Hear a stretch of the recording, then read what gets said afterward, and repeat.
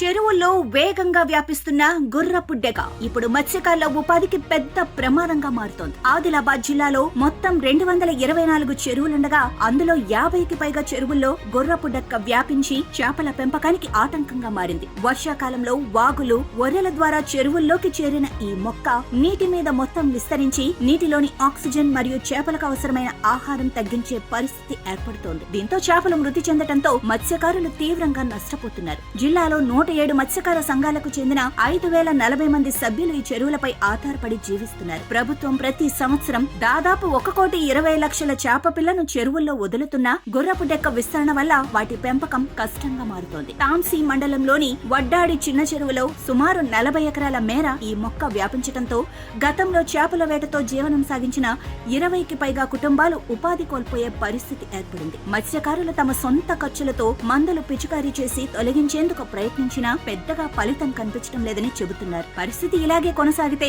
మరిన్ని చెరువులు కూడా గుర్రపు డెక్కతో నిండిపోయే ప్రమాదం ఉందని ప్రభుత్వం తక్షణ చర్యలు తీసుకోవాలని మత్స్యకారులు కోరుతున్నారు. Indian sea food consumption revolution మొదలైంది. మేము వేస్తున్న ఈ మొదట అడుగులో మీరు భాగమవ్వండి.